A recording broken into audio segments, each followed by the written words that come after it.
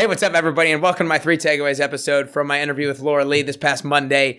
I hope you guys really loved her interview, and the thing that I said in the end is something I feel really strongly and passionate about when I told her that she has this calming and soothing, but yet really confident energy and aura to her. And I realized that when I was watching her Instagram stories. I was like, why am I so drawn to listen to this person's Instagram stories? And it's because it's the way she makes you just feel confident in yourself, just by the way that she's so genuine and authentic when she speaks to the camera. And that's something that I feel, and I'm sure that many others feel that way because of how many people love following her and love the content that she puts out. But I want to get right into the 3 takeaways. And number 1 is her life mantra: just do it anyway. And I absolutely love this one because everybody has self-limiting beliefs. And that's what she talked about was her biggest challenge in creating her business. She was like, what do I have to give? What do I have that's valuable to these people? And instead of letting those self-limiting beliefs hold you back, she was like, you don't have to let them hold you back. You don't have to let them prevent you from doing what you want to do. And you can still overcome it. And then I asked her, like, how do you have the courage to do the things that you do, or have the courage to actually move forward with it? And she was like, she stopped for a second and said, you know what? I don't think you have to have courage before you do it. You just have to do it. It's not like courage is a precursor towards success.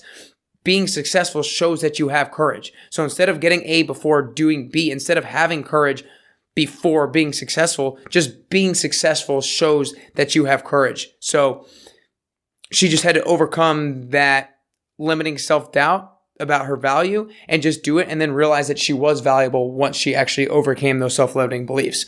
Number 2, listen to yourself. And I want to go kind of a couple different directions with this.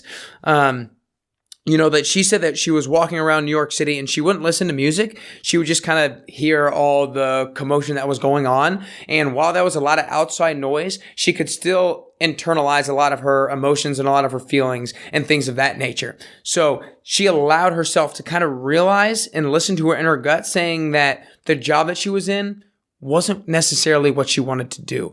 There was something else that was calling her. And then she also had the space to realize what am I drawn to? And she was drawn to cooking for whatever reason. And then she could look a little bit more into it and realized that there was that school in New York and that she went to it. But the only reason it was able to get to that destination was because she allowed herself space to listen. And then the other way I want to go with listen to yourself is to listen to your body.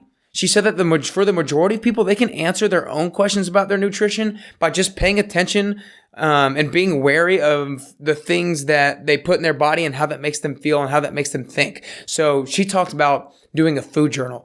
Literally write down every single thing that you have, and then how you feel after it.